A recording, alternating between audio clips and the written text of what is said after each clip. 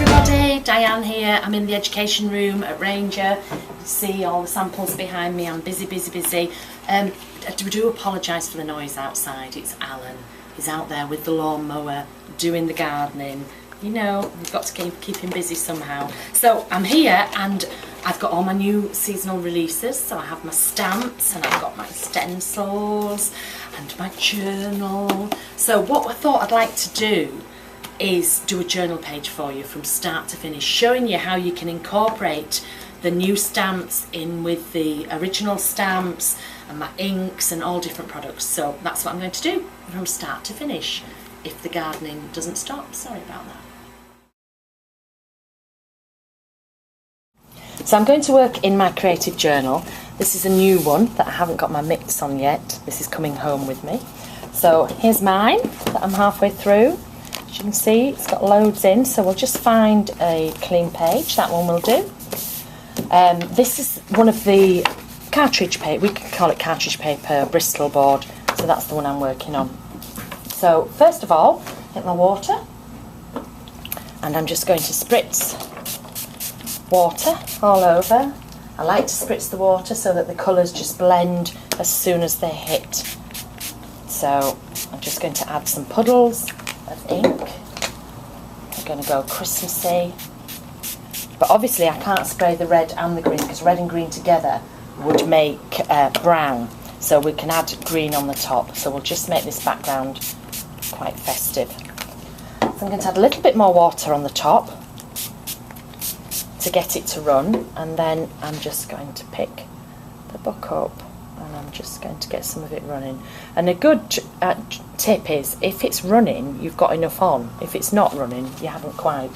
So I'm going to transfer this onto the other page, even though I'm not going to use the other page. So I'm just going to press it down and then lift that open. You can see it's transferred onto both pages. When you roll it with the kitchen roll, you get a pattern, but don't get excited because that disappears and you can't see it. So I got really excited when it first happened. I was like, oh, I've got a pattern on there as well, but it doesn't stay, unfortunately.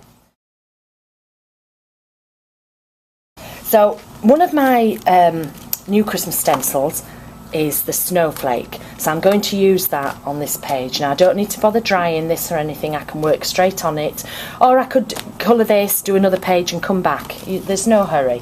So I'm going to place the snowflakes on the top and just take the water again and just spritz the water through. I'm just going to do that top end, and you can see where it's starting to react with the water, and then I'm just going to press it, and you can see how beautifully it ghosts with this paper. Absolutely beautiful. So I'll give it a quick dry.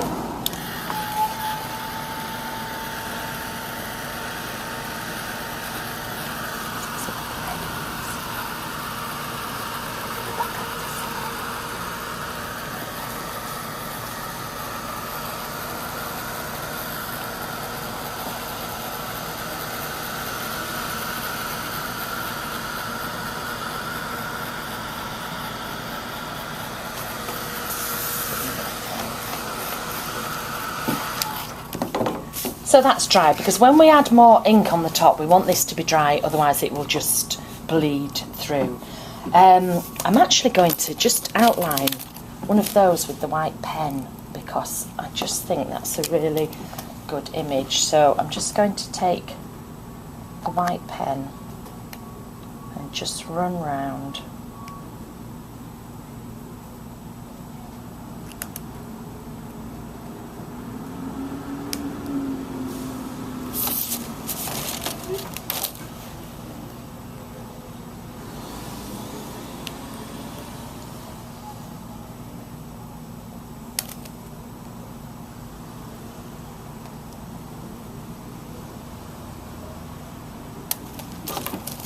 Okay, and I'm just going to outline, make that one stand out a little bit. I might go back and do some more on there later. So I'm going to take one of the smaller stencils, and I think because I've used the snowflakes, I'm going to use the smaller snowflakes as well, and we'll have a little bit of the red, of the postbox red.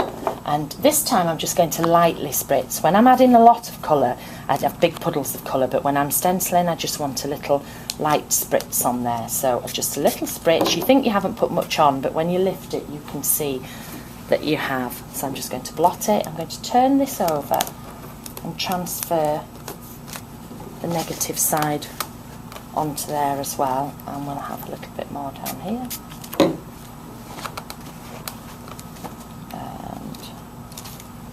A few more at the top.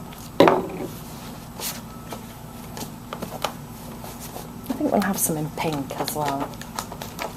You can always take your stencil and just press it off onto one of the other pages at the back. You can see I clean everything in my book, so usually when I come to start a page there's stuff on there. So I'm going to take the pink and add just a few pink snowflakes as well. This is the bubblegum pink.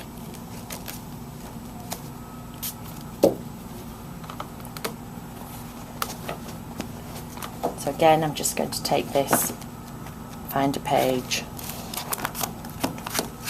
and clean it off.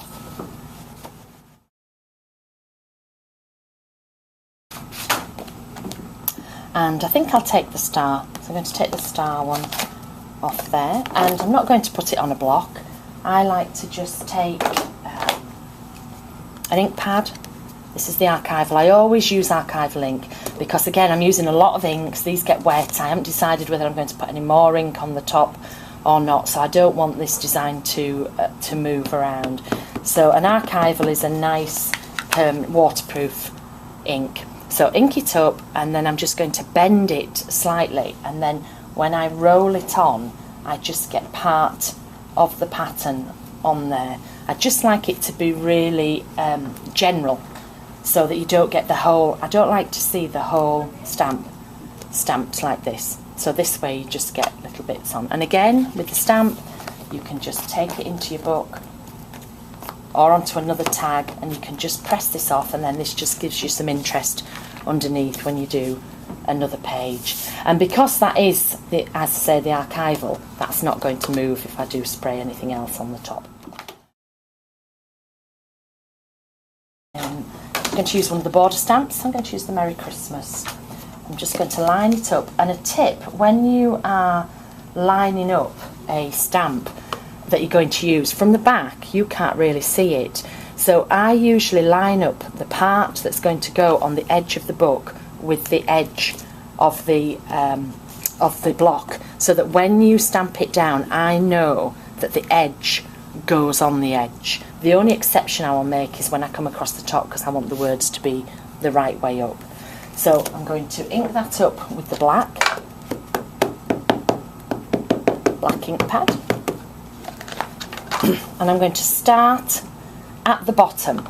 And what I'm going to do is, I want this to go all the way around. So if I go like that, and just, I know it's going to come to about there. So if I actually start there and leave a bit of a gap on the end, you'll see where I'm going with this. So I'm just going to press it down. Don't worry if it doesn't stamp out correctly.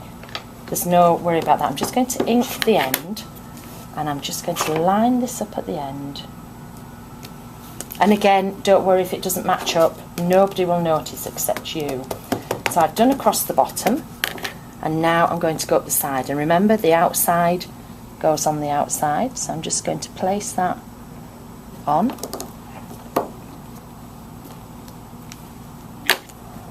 Re-ink it.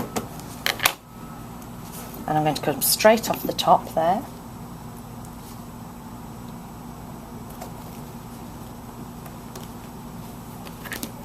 And then this time I'm going to turn it the opposite way up, because if you remember I said I didn't want the words upside down across the top. When I come to the end here, I'm just going to take a piece of scrap paper, and I'm just going to pop it over the end, because I don't want it to go on to the other page. Just going to, normally I would turn my book upside down, but because I'm trying to show you, I'll just do it this way. So, and then we come down the side, And then with any luck we'll come straight off the bottom because we left that gap to start with. There you go. So we've got a nice border all round there. I'm going to add something else from that stamp set as well. So I'm going to add the holly. I do like the holly, and we're just going to have some holly coming out of the top. So this time what I'm going to do, because I don't want it to come over this border, so I'm just going to take this piece of scrap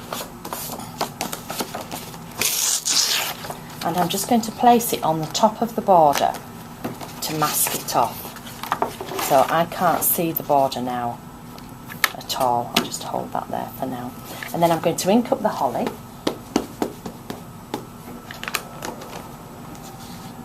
And I'm going to take the holly stamp and I'm just going to stamp, oops, across the corner,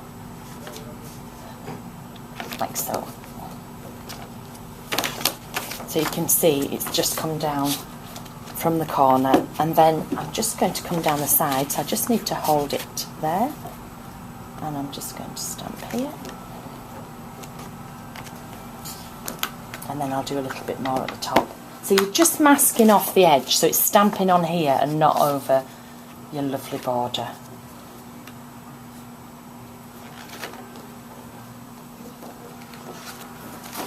There we go. So all I've done is I've taken some of the postbox red, I've unscrewed the water brush. This is the Tim Holtz water brush, comes plain like this. Taken the black stopper out, and then we have the, oh, I don't seem to have one with me, we have the little pipettes. So I just pick some ink up from here, put it in here. Mine's undiluted, but you could dilute it if you wanted. I just like them neat, and then the ink will come out the top. So I'm just going to, I'll turn the book a bit more so you can see, and then I'm just going to paint these in, and you can see I'm never neat. You can be neat if you like. I'm never really neat. It just, the stamps are drawn sketchily, so I tend to paint in sketchily.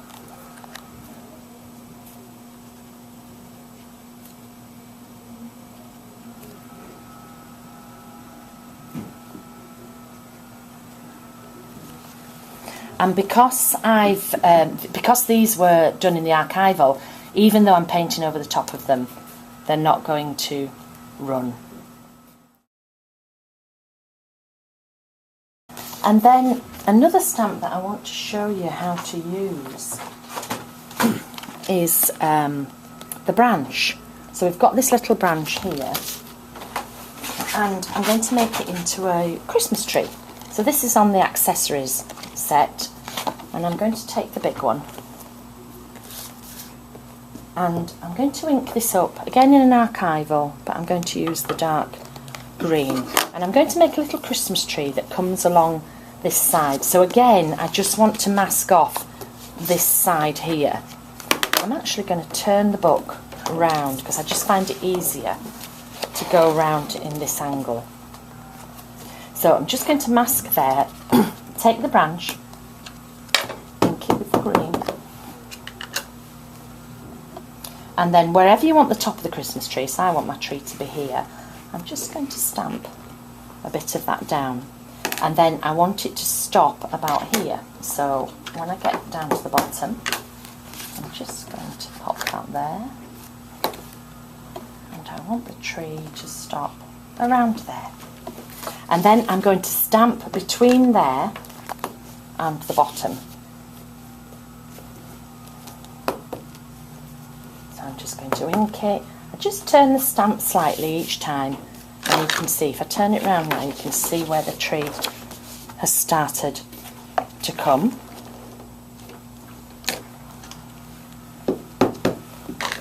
And so then I'm just going to fill in the rest of the branches. It's really easy to do.